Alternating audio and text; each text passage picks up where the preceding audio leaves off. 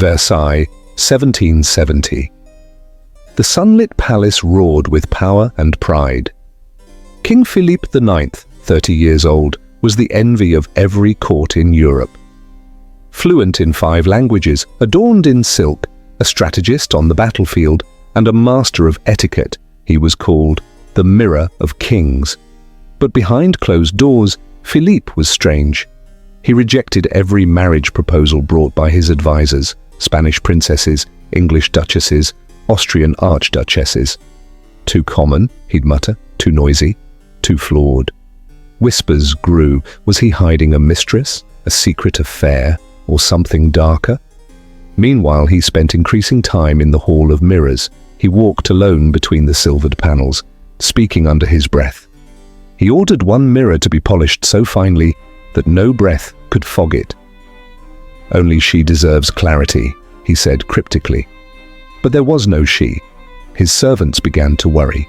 His letters to foreign courts grew erratic. He refused to leave Versailles. And one day he issued a strange decree.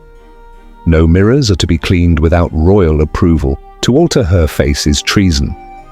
The advisors laughed, but only once. Servants spoke of it in hushed voices, the king's footsteps echoing through the Hall of Mirrors at midnight, always alone, always whispering. At first, the palace dismissed it as eccentricity. Kings were allowed oddities. But Philippe's behavior took a darker turn. He commissioned a series of mirror keepers, young, silent attendants instructed to monitor the light, the temperature, and above all, reflections. He claimed his bride of glass grew weary if the sun hit her face wrong. One chambermaid said she saw him practicing courtship rituals, bowing, reciting sonnets, even proposing aloud to an empty corridor of reflections. The proposal wasn't hypothetical. Within weeks he declared his spiritual engagement to the mirrored figure. "She is not of flesh," he told his stunned court, "but of clarity, loyalty, and light."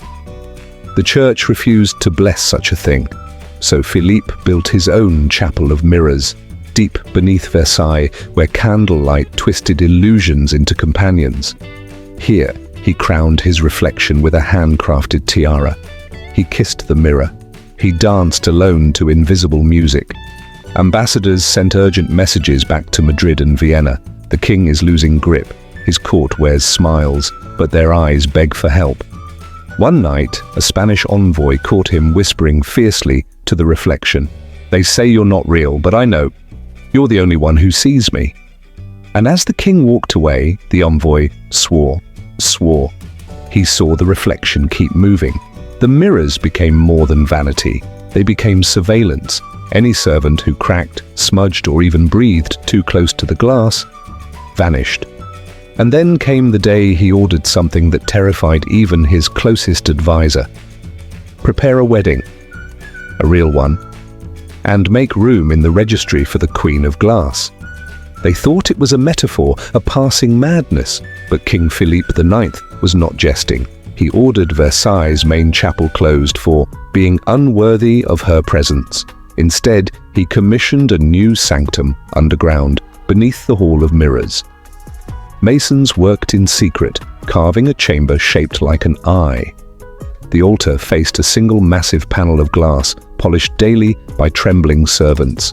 The date was set, October 13th, no year added. "Time," the king said, "doesn't apply to her." Nobles were summoned in full regalia. Guests arrived confused, expecting an unveiling of art or a royal mask. Instead, they were handed black veils. "She prefers shadows," whispered the king.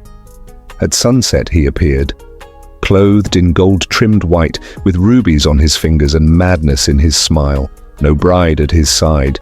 Instead, he bowed to the mirror, took its hand, kissed its air, swore eternal loyalty. "You never age, you never lie, you never leave me." A bishop stood frozen, hands shaking. The king commanded the rite himself. He slid a diamond ring onto his own hand and recited vows with poetic brilliance, pausing as if someone responded. The audience sat in horrified awe. Then came the music. An unseen orchestra began to play a haunting waltz, though none had been hired. Philippe lifted his arms and danced alone, turning slowly, his eyes locked on the mirror. When a courtier laughed, the king stopped, slowly turned. "You mock her?" he said softly. That man was never seen again. Rumors spread fast. Versailles wasn't just mad, it was cursed. Mirrors were covered across noble houses. Some nobles fled France entirely. In Paris, pamphlets titled "The Marriage of Madness" were circulated in secret.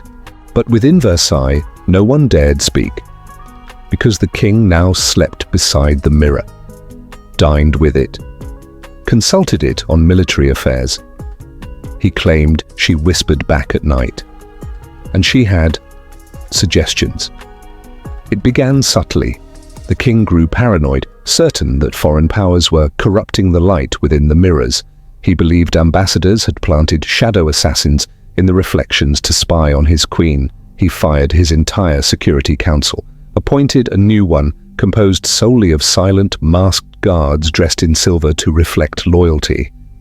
His orders became bizarre. All palace mirrors were to be calibrated at sunrise. Servants were to bow when passing their own reflections. Nobles caught staring too long at themselves were punished, accused of seducing the queen. Then the unthinkable happened. A child in the royal court, unaware of the king's decree, threw a ball that shattered a small mirror in the courtyard. Philippe ordered the child's parents executed for attempted regicide. The court was stunned, France trembled, and his queen, his reflection, now had a voice, or so he claimed. At night, he screamed behind closed doors, demanding to know what she had seen. By day, he'd smile with cracked lips and say, "She warned me." The mirrors have been breached. A counselor tried to intervene. He brought forward a renowned psychiatrist disguised as a mystic, hoping to treat the king's delusions discreetly. But Philippe only laughed. He led the man to the underground chapel and said, "You seek madness. Then speak to her yourself." Then smashed the psychiatrist's face into the mirror, shattering it. From that day forward, the king declared war, not on a kingdom, but on reflections. All reflective surfaces in Versailles were covered or removed, except in the Hall of Mirrors, which he renamed the Throne of Her Light. He claimed all power now came not from bloodline or God, but from her. He issued decrees signed with both names, Philippe IX, sovereign of France, and husband to her radiance. The Pope refused to acknowledge any correspondence. England mocked him in newspapers, but one kingdom didn't laugh, Austria, because in the Habsburg archives an ancient prophecy was discovered. A king will marry the light, and darkness will rule beside him. And in Versailles, the shadows grew longer.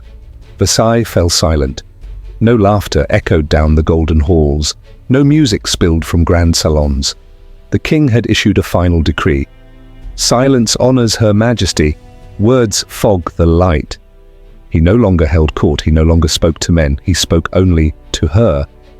And her began to speak back. At least that's what he claimed. He said she warned him of plots, that ministers who disagreed were traitors. One by one, he purged his council, executed his chancellor, banished the treasurer, appointed the Mirror Watch, a faceless guard who never spoke, never slept. Every night, Philippe entered the underground chapel, locking the doors behind him. Servants reported strange lights, flickering sounds, the scraping of glass. Some said he slept in front of the mirror, whispering to it like a lover. Others swore they heard two voices from within the sealed room. And then came the night of the shattering. A thunderclap, a scream. Every mirror in Versailles cracked at the same hour. No earthquake, no lightning, only silence and splintered glass. When guards forced open the chapel doors, they found the king collapsed in front of the shattered mirror, his hands bleeding, his crown discarded. He wore his ceremonial wedding robe, torn, blood-stained. The mirror, gone, not broken, gone. No shards, no frame, just an empty wall. On the marble floor, one thing remained, a wedding ring, still warm, engraved on the inside, "Forever mine." They carried the king back to his chambers. He never spoke again. He stared into blank walls for hours, smiling faintly, lips moving in silence. France appointed a regent. Foreign diplomats visited the palace and were told, "The king is resting." But servants knew Philippe IX wasn't resting. He was still with her. In his final days, he scratched words into the wooden floor with broken nails. They said she was a reflection, but I was hers. And as Versailles prepared to crown a new ruler, a strange figure in white robes was seen walking through the ruins of the Hall of Mirrors. They followed him. But when they arrived, he was gone.